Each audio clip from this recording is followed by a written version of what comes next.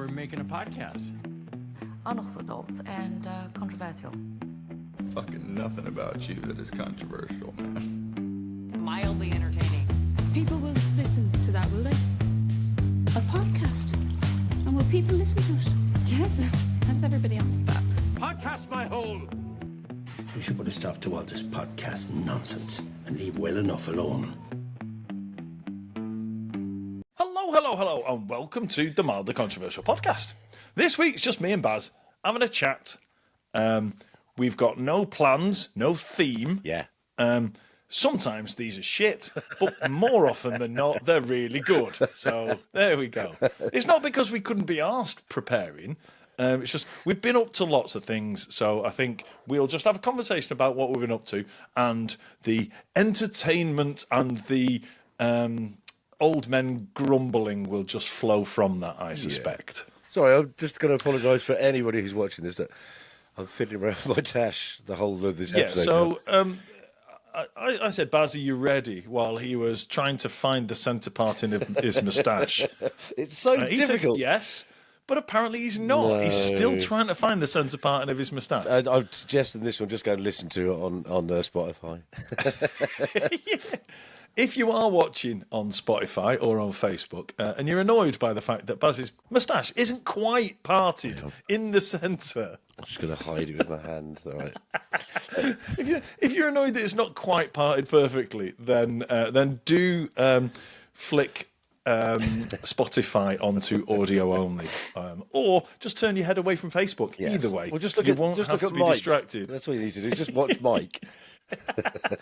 You don't have to be distracted by Baz's slapdash facial hair for this evening. Anyway, pal, the first thing we need to say is I need to say happy birthday for yesterday. Yes, it was. Or, in the world of the listeners and watchers, happy birthday for a week yesterday. Yes. Because we're recording this on Wednesday the 2nd. Yes. But it was your birthday yesterday. It was. How did you get on? How did you enjoy it? Well, so I think I've discussed this before, that like my birthday, I like to have a day where I'm just like a 13-year-old child, where I just sit around, eat all the things that I like, watch movies, and generally just piss about. But I had to go... I thought masturbation was going to come onto the list, Baz, I've got to be honest. It was, but then... well, you've done it now, so yes. Get all the grot mags out and just sort of spray around the room. No, but, so unfortunately, though, I had to go and work. And bastards. I just had that day where, like it was a lovely day yesterday. I was at Windsor, so it's not the worst place to be. But all the time there, my brain's going, "What are you doing here? You're supposed to be at home now, just lying on the sofa, fucking about." And then it was one of those situations where the kids, so while you're here, the famous while you're here. And the day got longer and longer and longer. I didn't go home till about sort of like 6:30 in the end. Rubbish. Yeah, well, rubbish. It's the problem with being an adult, isn't it? So you're 58 now, are you, Baz? Yes. Right. Do you know what? I'll be 59 on my next birthday. See, the reason I'm unsure about that, Baz, is not because I don't know you well. Yes. It's because, as regular listeners and watchers will know, we hate it when people say, I'm such an age on my next birthday. Yes. And you decided at that point to adopt that as your thing, just to wind me up. So I never know if you're 57 going on 58 or if you are actually 58. But I'm presuming now, Baz, you're just going to say nearly 60. Well, I've been saying nearly 60 for a while to excuse myself of all the things I'm doing now. I mean, look, so one of the running jokes on our podcast is that I'm old and, I'm older than you. Yes. And I've literally, I think I was talking about this recently with you overnight, is the fact that yes, I'm starting to sort of, I'm starting to do old things now, and it's really fucking annoying, properly. I'm annoying myself now, because, I use the term doddery, but there's a few times that, you start doing things, you think, oh, God, I'm doddery. I'm doddering. It's not a good look, mate, honestly. But, I've seen you flying in your back garden. You can't be doddery. Well, I think as we discussed on the podcast with Abigail, is that, physically I've changed a lot in 3 years. Look, it's fine. My brain's still functioning enough for me to get out of bed, have breakfast, and then, go through the day. But, yeah, I'm not I'm not looking forward to the next 2 years. I'm looking forward to getting to 60 so I can go, look, I've got all the excuses in the world now because I am literally an old fuck. And also, made it. Nobody thought I would. Well, yeah. No. But yeah, no, it's, you know, we always say on our podcast is that the alternatives to getting older are, you know, are not as good as getting older. Or your age not going up anymore, Exactly, which is not what anybody wants. But yeah, it's that thing, isn't it? I mean, I think we've also the thing we discussed in the past is when we were younger, what we used to think like being old was, and it's always stereotypical. But the point is, I've got to a point now. I'm going, oh, I really am exhibiting those. I was about to say qualities, but those traits of being an old person now. But Baz, look, I mean, you are the least old person. You are. I mean, you are old. Yeah. Obviously, because 58 is old. It is. Yeah. Everyone knows that. I mean, in fact, if you look in the dictionary under old, it says 58 and over. Yes. I think. I'm pretty sure that's what it says. So yeah, you are old, but you don't act old. You don't look old. You don't dress old. All the tattoos, the clothes you wear, the behaviour that you exhibit on a night out, all those sort of things, Baz, are not acting your age, and long may it continue. Well, the worrying thing is I'm much better when I drink now. Like physically, I feel better, and it's a bit worrying because I'm like, I've even started considering like microdosing alcohol just so, just flask, just under the legal driving limit, but just enough to. Just enough to give you that kind of like your first drink merriment. I think have we spoken about that before? But yeah, two drink. Yeah, your two drink like feeling that you have. Yeah. So yeah, 2 pints in, you're merry. You could drop something on your foot; it doesn't hurt. You know. So I think I'm getting to a point now where I'm like, I wonder if I could just keep on that level of having 2 drinks in me all day. But I'm worried that I'm going to have to do some kind of intervention at some point here. This is quite a worrying development. For God's, and honestly, this isn't the opinion of the microdosing with alcohol podcast. Yeah, so, yeah, we haven't changed it to that yet. Maybe just for this one then. No, but it's interesting, isn't it? And like, you know, because like I don't, we met in Manchester in the time that since the last podcast, and I think so. It was a good night, wasn't it? Like, no one was really heavily pissed. You'd been there a long time, so I think you'd probably, at the time when I left, you'd probably been drinking the longest and the most at that point. My wife sent me, because when I go out on a night out, my wife tracks me on the iPhone thing, just to be, I don't mind. It's not like she's stalking me or doesn't trust me or anything like that. She just keeps an eye out for me when I'm out on the piss. And that night, I went to bed about 11:30 or something. She went, "Oh, you were in bed early." I was like, "I was the last." Yes. I was literally the last. We started at 3 in the afternoon. But isn't that a good excuse, though? Because I was staying in a hotel in Manchester, and then I remember because I walked home from the bar, because I thought, obviously a little bit of a walk sobers you up a little bit. Yeah. And I got back, and I was looking at the time, and I think I got in about maybe 10:30. And I was like, "Oh, brilliant!" And then I was thinking, "Well, yeah, but we did start. I mean, I got there at 5, so in 5.5 hours. You'd done another 2 in front of me, and probably 1 afterwards as well. So, yeah. So, I'll tell you how that manifested itself, Baz. I woke up at 5:15 in the morning in my hotel room with a pizza box next to me with only 1 slice eaten. Oh. So I promptly ate 3 more at 5:15 in the morning, and then went back to sleep, and then woke up about 7:25 and watched the Grand Prix whilst eating the rest of the pizza. Sounds like the perfect morning. But one thing I do remember, though, Baz, very clearly, is I remember the person coming to the counter and shouting out, "Whose order is this?" And I was kind of looking round. And I was like, and the woman was like, "Is it yours?"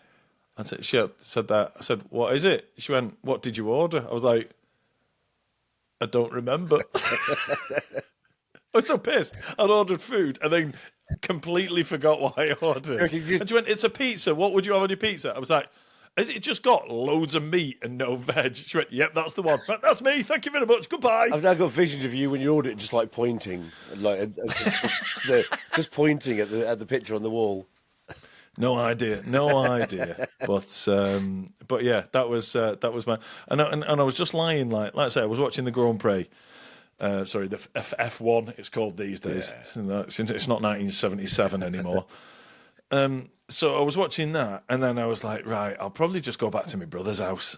So I stood up, and standing up didn't like me. So I did not stand up again until 11:45. I didn't sleep. I just couldn't stand up until 11:45. Let's have a conversation about that. What's your kind of morning routine after the night before? You know, because everyone's got hangover cures and things that they do. Yeah. Well, I don't tend to get hangovers. Is the first thing I need to say. Yeah. I just feel really tired. So I don't feel sick. I don't feel like headachy, and I just feel really tired. Yeah. And that's probably because doesn't matter how much I've had to drink, doesn't matter how long I've been out, my body clock wakes me up at about 7 and goes, yeah, morning. I was like, even if I've been out until 3, my body will go, oh, yeah, morning. I was like, what on earth are you doing? Go back to sleep. Well, I attribute that to the point of, like, when people have children, that's when your clock switches to that morning one. Because, like, I think, and even when they're, like, because your kids are still about, but, like, even when they're long left home, I don't think your body ever really goes back to, like, teenage years where you could sleep all day. I just don't think it does it anymore. There you go, people. What Baz is saying is if you haven't had kids yet and you like sleeping, don't. Yeah. Don't have them. They'll ruin your body clock. Well, because so my routine when I come in, if I'm not massively drunk, is to drink as much water as I can physically drink, like before I go to sleep. That's very clever. Well, it's that thing, is it? And responsible. Well, the hangovers, like, and the real horrible ones are dehydration. I mean, I learned that. Yeah. I learned that a long time after I'd had hangovers, because I used to think it was, the byproduct of the alcohol in your body or in your brain or whatever. So, and of course, I'm old enough to still have aspirin, and aspirin was the worst thing you could do because it kind of gets the water to go out of you anyway, doesn't it? So. Oh right. So, I regularly get hangovers when I haven't been drinking. Yes. And that's because I breathe through my mouth when I sleep, so my mouth gets really dry. And I don't drink enough water during the day as well, so I'm always dehydrated. Oh, here's a good thing. So I've reached that point now where I always have water by the bed. So if I'm in a hotel, I put a glass. I've only been doing it for the last couple of months because of what you just said. I'd wake up some mornings like, why is my mouth like an Arab sandal? Do you know what I mean? It was really dry. So I've started having water a lot. So I probably drink most of my water between the hours of 9 p.m. and 7 a.m. in the morning. Because obviously I've got to get up for 3 pisses in the night because I'm old now. So. You got to get your steps in as well, aren't you? You know what I mean? It's not all bad. I do keep water by the bed in a little kind of sports bottle thing. And I probably, you're right, I probably drink more then. Because quite often if I'm working, if I'm busy, then I'll even forget to eat, let alone forget to drink as well. So I'm not very good at stuff like that. We're talking of eating. There's so many people that advocate having a massive breakfast the day after you've been drinking. If you're slightly, I always use the term grim for how I feel the next morning after. Yeah. Like you say, you feel slightly battered and like you've got chemicals around inside you. You're dry, and they're also So those people go, let's go for a massive English breakfast. I've always like, do you know what I really want the morning after a hangover or a drinking session? What's that? Curry. Oh really? I like something spicy in the morning. Get a little bit of extra from your or just a pizza with spicy meat on like I had. Well, just go back to your things. When you sent that message saying you'd never guess I've woken up in the morning with a box of pizza in my bed. I remember years ago I went on a stag do to Blackpool and I woke up in the morning with a half-eaten burger in my hand, and I was like, how would you even keep it in your hand all night? I love that. You've You weren't responsible enough to drink less or stay awake, but you were responsible enough to keep your burger safe. I like that. I like that. It's to be applauded. Mate, if it wasn't for drinking, I think most kebab shops in the country would probably like shut down, wouldn't they? So. They'd never be open. Certainly not be open at that time. No one's going to a curry house at 4 a.m. unless they've had a skinful, are they? Well, I once had a full doner kebab at lunchtime when I was on a job in Peterborough years and years ago, and I was like, I actually eat this and enjoy it when I'm drunk, and when I'm sober, it's still tasty, but it's like it'd be like downing a bottle of oil next to some sort of like, squash burger or something like that. It's just such a weird thing. It feels dirty, doesn't it, when you have a sober kebab? Yeah, it's weird. I mean, it's still good, but it feels like a guilty pleasure as opposed to just a pleasure. Yeah, exactly. Yes. Should we talk about who else was on our night out? Because I think it's... Yes. Well, let's go for a few people. We've had, 2 of our guests were there that night, weren't they? Former guests? I think so. Laurie and Kimmy. Yes. Which was nice. I was like, we've not missed anyone out there, have we? No. But no, it was good. So that was the first time we met Kimmy in IRL. Yeah, in the flesh, as it were. Yes. And she's I was avoiding that phrase Yes. because of content. because of one of the websites that she goes on that she produces content on. Well, you know, when shall we say? you first met me, and you always describe it. I was, disappointingly average height. Yeah, exactly, disappointing. Yeah, you talked up how tiny you were, and I saw you. I was like, oh. Fucking hell. I mean, he is short, but he's not as short as I thought. I thought you'd be like an Oompa Loompa. And when we met Kimmy, she is tiny, isn't she? Yes. She's proper tiny. Yes. Yes. I said, do you get that a lot? She gets all the time when people meet me. Because it's kind of weird. Like, I guess everyone looks about the same height on a screen like this, where your shoulders and your head are all kind of in the middle of the screen, aren't they? Well, here's a segue I didn't expect, Baz. But do you know who else is much shorter than I expected in real life? Well, I know who you're going to say, but announce her anyway. No. Okay, go on. Ciaran Hinds. Okay. Ciaran Oh, Hinds. yeah, go on. Let's... The actor Ciaran Hinds. Well, look, so... we'll come back to him. We'll come back to him, actually. Yeah. Because you mentioned somebody who is... who I saw this week. Yes. Who we will talk about because her podcast goes out today. Yes. So last week, if you're listening. Yeah. She is not disappointingly short. Yes. She's tall. She's a tall lady, isn't she? She's 6'3". Yeah. And I think that I'd forgotten that until I met her. I think that used to be her niche or a niche on Facebook, like during lockdown, is that she was a tall, life of a tall lady.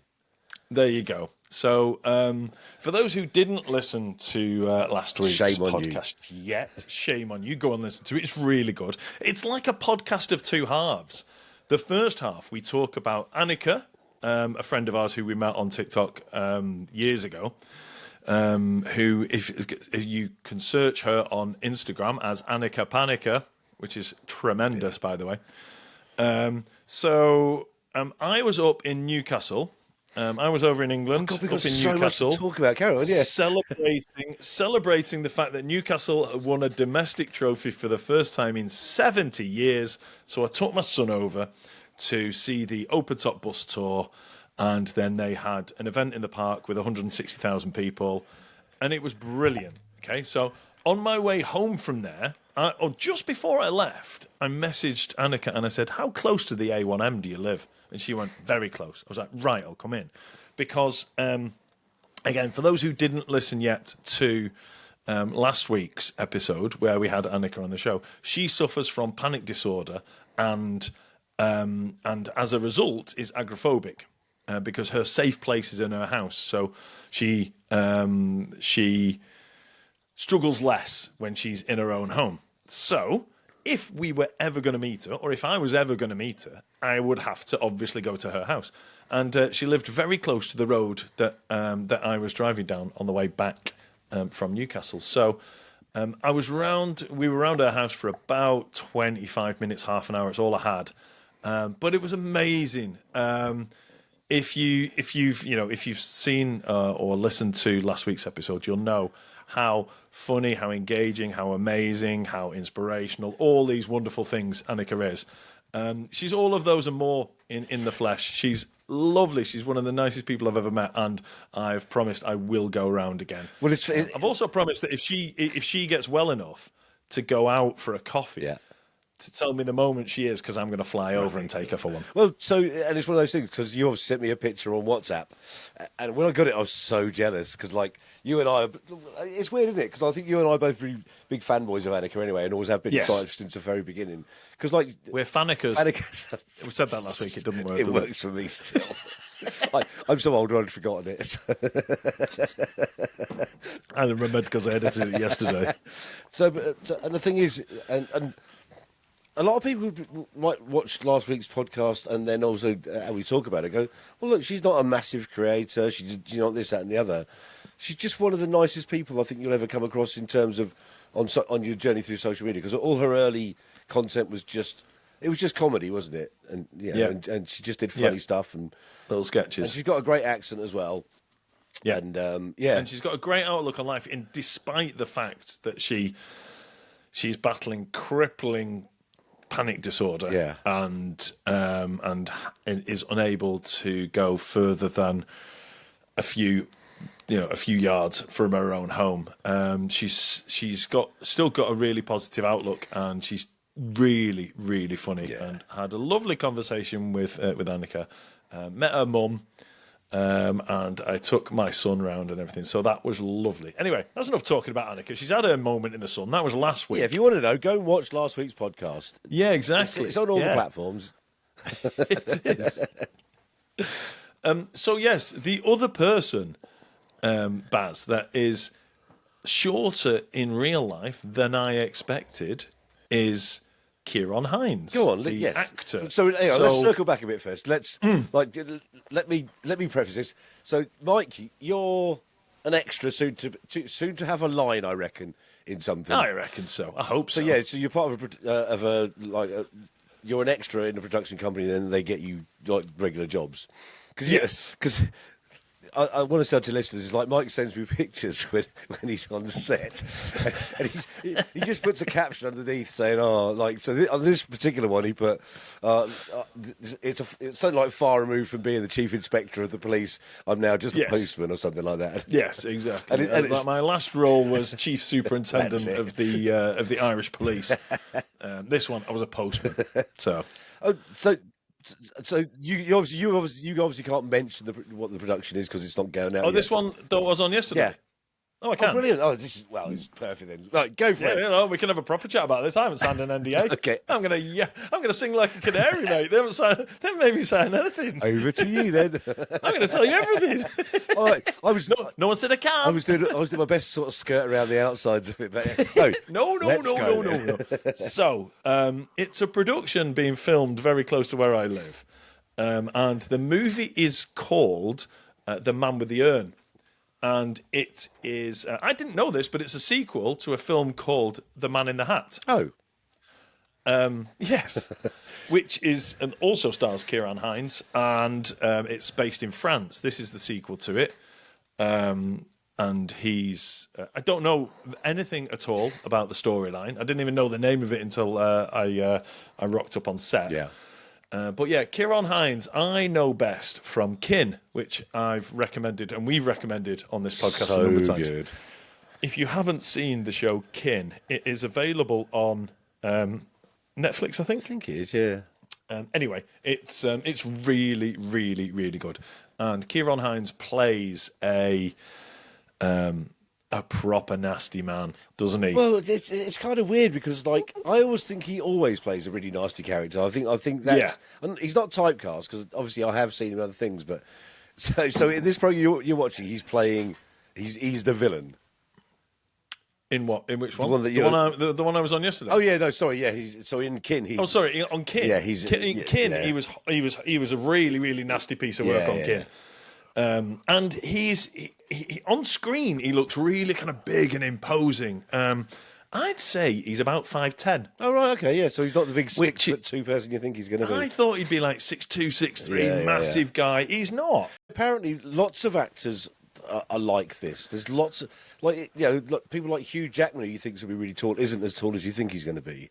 Yeah. So That's mad, yeah, isn't it? maybe only short people can make Maybe it. they just film them from low down. or make them stand on stuff. Which Stand on, yeah. or they wear like Cuban heels, Yeah, like Tom Cruise. Tom Cruise Yeah, does. yeah. I love how we both went to the same place. So yeah, the scene that, well, let me explain. I went along at my call time. You're and so they- actor now. I love it, my call time. Not really. That's just what it's Yeah, I called. know. Call time and rap time. So I went along at the time I was supposed to be there, and when I got there, they said, right, everyone else is getting everyone else has turned up in stuff that works, their own clothes that they can wear, but I was playing a postman. So they said, we're just getting your costume sorted now. So I had to wait around for ages while somebody sewed me a pair of shorts. It's just, I've never had that experience before. And I mean, I'm not wildly experienced in movie sets and this kind of stuff. But I think I worked out it's something like my 16th day on the set of a TV show or a movie. Mate, you're on the call sheet soon. You've got to be on the call sheet. So it took ages. Anyway, it took ages. So as I'm waiting around, I went and stepped out onto the fire escape, and I saw a Mercedes pull up, and someone get out, and I was like, "Oh, that's Ciaran Hinds." And the person said to him, "I said, was your bath okay? Was everything sort? Do you want a shower now, or is the bath all right? Is that enough?" And then he went downstairs, and I was like, my immediate opinion is like, who the fuck is he? It's like, he's turned up. He's like, drive me a Mercedes so I can have a bath before I do anything. I've just had this image of him being I was like, I hoped he was going to be nice. Anyway, that was completely the wrong impression of the guy. I was going to say, if you thought, because he wants to be clean, he's not very nice. No, but it just, my rider is, you must whisk me off in a Mercedes and bathe me. That's the way it went in my head. Anyway, so that's the initial impression. But at lunchtime, he was sat with everyone and he was chatting to everyone. And I was like, maybe he's all right. And then when we actually got onto set, he's lovely. He was a really, really nice guy. Chatted to him for quite a while. Yeah. So this is the bizarre thing, Baz, right? That the experiences I've had with doing these bits on like film and TV sets and doing a little bit of background acting is never in my life did I think I would be able to say the sentence, yesterday I earned money by riding a bicycle in front of Ciaran Hinds in a milk float. Brilliant. I mean, just But how weird is my life, mate? yeah, but the thing is, I think as well, like 16th one you've done, they clearly obviously rate you. You do a good job when you get there. You do what, because I think we've said this before about like film sets. Like film sets it's really key that they get the thing done and get out there because light and money and costs and all. Yeah. So if you get someone like you who comes in, you've got a bit more experience now, so you'll be like, right, okay, where do you need me? What do you want me to do? Bosh, done, out. Because and obviously you're going to be, even as extras, you'll be doing the scene 3 or 4 times if it goes wrong or if people want a different angle or blah blah blah. So you've got to be in the same place. You're probably now reaching that point where you know where your set position is and where the cameras are going to be sort of moving around from. Yeah, makes you invaluable. Come on, I know what I'm big doing. yourself I know up. what I'm doing. But you know what? This one, there was an element of timing that I've never had before. Because usually it's just when I say action, walk over there, pick something up and walk over there, or do this, or just be in the background, or pretend to be chatting, or something. Do you know what I mean? Or sit and watch some jousting. I can't tell you any more about that one because I have signed an NDA on that one. But sit there. Eventually, we could talk about this. Eventually we can. But sit there and experience jousting happen. That's all I had to do. In fact, they never gave me any direction on that one at all. They just sat me down and I just like, look there. And that was. Oh, let me interrupt this. I was watching a quiz program yesterday, and one of the answers was to a question was. The answer was jousting, and do you know what the first thing I thought was? Mike's done that. Mike's watched jousting. I'm an expert in that, Baz. I'm quite an expert. They could have me on the match of the day for jousting. I think because I'm such a connoisseur of it now. Well, I'm bringing it back. Anyway, sorry, we may have digressed again. But no. So this is the most involved work I've had to do in terms of timings and stuff, because the scene was that there's the Irish border on a bridge, or just before a bridge. I cycle towards the Irish border whilst an Irish post lady comes from the other side. So I get there, I go into on my bike, I get a package, swap it with a package from her side of the border, and then we go. So we've got to meet up on bikes at the border, so there's a timing element there. Yeah.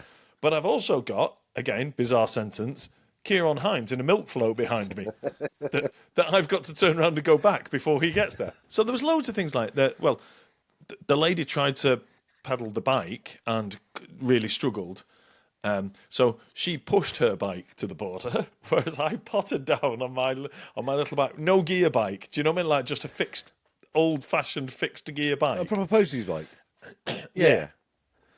So I'm pedaling down to the border. I kind of turn it round a bit. I get a package out, swap it with her, and then I go before the Oscar, BAFTA, and Golden Globe nominated Ciaran Hinds arrives in a milk float. It's great, isn't it? So it's just mental, mate.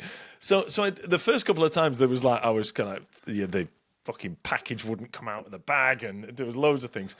And anyway, once we'd done it from one angle, they wanted to do it from another angle, and the two and Ciaran and I were just stood close enough to each other, and he just went, I think it's working really well now that, I was like, the way you're coming in and you're moving back as I'm arriving and stuff, I think visually it looks really good. It's really interesting. I was just like, it took me a while. I've been up all night. Love it. Been up all night practicing on my kid's bike. But, do you know what I mean? But I was just like, yeah. I said, I didn't say it, but in my head I was like, I know that's not what he meant, but as far as I'm concerned, that's an Oscar-nominated actor saying I'm good at acting. So I'm going to put that on my CV. Can you do me a favour? Next time you're in that position with anybody, just go, let's go have a look at the rushes, because I know that's a term that we do. Oh, is it? The rushes are basically the rushed out footage from the end of the day, and you want to say, no, can I get the rushes so I can see if I've done a good job or not? Very good. Yes. Very good. Very well, good. As you know, I'm a massive film fan. Yes. And you doing that for me is like, I just sit here and like, even the smallest part of that is like so good to listen to about like you being on a film set. And it's obviously made better with, like, as you say, with someone like Ciaran Hinds as well. Well, do you know what? It's the first time I've been that involved in a scene with the main actor. Yeah. Because obviously the doubles work I did, I was pretending to be the main actor, and there were some of the main actors milling about, but I was in place of him, so obviously he wasn't there. And the stuff I did on Obituary, season 2, coming up in the autumn. Yes. That too. I mean, I was close enough, and I got a little bit of a chat, just a few words here and there with the main kind of people. But this is the first time there's been that kind of close an interaction between me and the main person. And the important thing that says that unless the whole scene gets cut, I'm going to be in it, because they can't cut me out because I'm so integral to it. I'm guessing as well, though, that it sounds really integral that the milk float's part, because it's quite an unusual position to be that you're in a milk float. Yes, he is. I don't know why he's in a milk float, but it's so cool because we were filming the shot from behind as well. So we filmed it from in front of us, so the two of us are going up to the border, and then they filmed the same scene from behind, so that once I've exchanged and I'm going back again, they can see the milk float going over the bridge from a distance. Yeah. So on that one, he says, right, Mike, I want you to, when you come around this time, get as close as you can to the camera as you cycle away. So as the camera's looking this, I need to cycle like really close to the camera. I reckon my face is like going, like properly just focused and concentrating and not crashing into this camera that probably costs about 300 grand. Do you know what I mean? On this rickety fucking bike with no gears. Well, look, but that's the good thing is that, so this shot when it's from behind, he ends up going across the border and off over this bridge on a milk float. And he just keeps going because he can't hear anyone say cut. So he's just driving off And you just see this little milk float driving up. Oh, now's probably a good time to explain what a milk float is for anyone who's not from the UK or Ireland. I've just realised it's a small electric commercial vehicle, primarily used. A roadworthy vehicle, isn't it? Yeah. A roadworthy vehicle, and it's an electric vehicle before they were even a thing. Milkmen, so people who deliver milk to people's houses, have been using these since like the 50s. Maybe even earlier. Anyway, that's what a milk float is. Like a big golf cart. Yeah, that's probably a good way of describing it. The front's like a van, the sides all open, and you can reach it. Yeah. It's got loads of milk crates in it. Exactly. Yeah, so that's what he was in. It made a very distinctive sound with just the chinking of glass. Yes. And it went ding, ding, ding, ding, like most cars do. Yes, exactly. Anyway, so yes, that was my day yesterday. I did think of you when you were. It was your birthday, and I said happy birthday in the morning, and then I was just like, what a bizarre way to spend the day. Well, it's funny because like this whole podcast is going to be slightly self-indulgent because I too was not. Well, why not? Eh? It's your podcast. We can do what we want. Right? Well, look, there's no one here to tell us we can't talk about stuff, is there? Well, I too was with somebody who'd been on the TV over the weekend, and they're going to be a guest on the podcast. Now I've got to know them better. So it's former MasterChef guy Tony Rod who went to his. So Liz said to me, "What do you want to do for your birthday?" I said, "I want to go to Tony's restaurant and eat food." They now have a little restaurant on the south coast. In Kent called Broadstairs, and they've got a little tiny restaurant, and he's making amazing food. So I got to spend the evening eating his food and then having a drink, and then the next day I went to lunch with him. And honestly, I'm going to preempt him coming on here. He's going to be great. Brilliant. He's going to spill the tea on lots of stuff about. I think he probably will do about behind the scenes in television, like we do, because like this is what we wang on about now, isn't it? And also, I think as well, I don't know what you mean, but I think as well, it's one of those things as well. I won't ruin it, but like someone I really like on MasterChef, within the whole sort of program, turns out to be not as delightful as I want them to be. And I was like, it's not Greg Wallace. I think people know that, Baz. Oh, damn it! I think that's come to light. I thought I was giving you a scoop then. No, it's not Greg Wallace. Yeah, okay. So hopefully when he comes on, he'll be able to tell us. Well, hey, hopefully if we get a load of stuff, it'll be on the cutting room floor. We can't post any of it, but it'd be great. Yes, exactly. Yeah, that might be one of those episodes where we get to the end of it. It's like, that was brilliant, but you can't post that. You can't post. We're not at it yet. Every time we get a guest on, we'll say, look, we'll just have a conversation. If at any point you're like, if it gets to the end and you say, "Ooh, I don't really, maybe I shouldn't have said that. Can you cut that out?" We offer people that option every time we have a guest on, and nobody's ever used the break glass in emergency that would be. So nobody's ever done that. So yeah, look at us sort of brushing.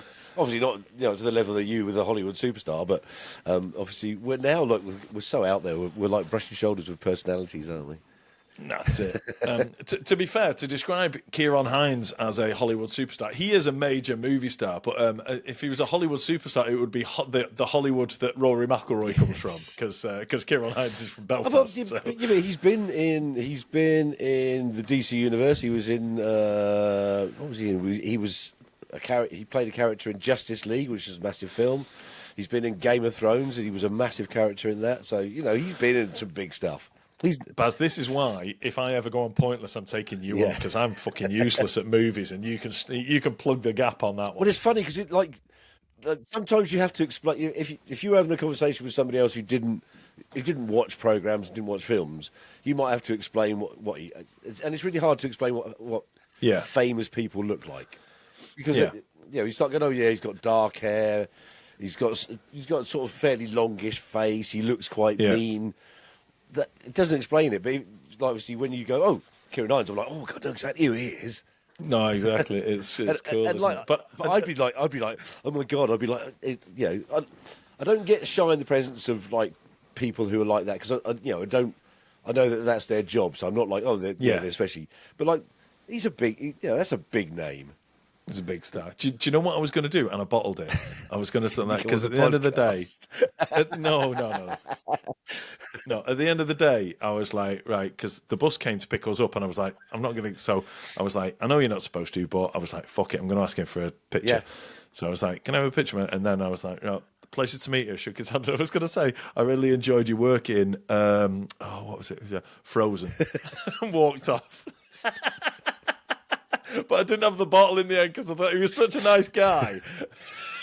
You don't want another Bill Clinton moment, do you?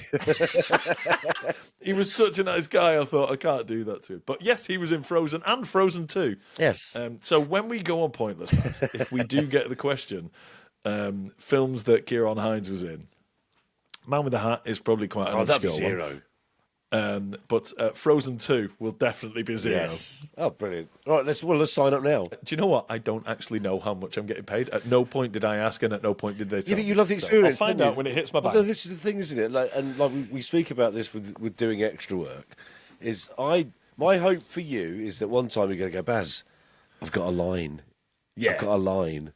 Yeah. What they wanted was someone from Manchester to just deliver a line, but then they went, you don't sound mank enough now, right? Because you've been living in Ireland and England for too long. So I have to walk in like with a Gallagher walk. You know, kid. In a really bad Manc accent. Anyway, if people are still... Listen, if you are listening, because we are like an hour into it now, and just even people who are enjoying the podcast may have got to their destination and may not listen to this bit and so on. So if you are listening to it now, you're part of our little select group of people because there won't be that many people who are still listening now. So I want you to put an emoji in the comment section, be it on Spotify or be it on Facebook or Apple. Can you comment on Apple? I don't know. I honestly don't know. Anyway, wherever you are, do all the subscriber shit. So if you're not a subscriber, subscribe to us, share what we do, tell your friends about us. And yeah, if you're still listening now, you're our favourite, and we want you to put an emoji in the comments section. Right, we're going now. Thanks for listening. Thanks for watching, and goodbye.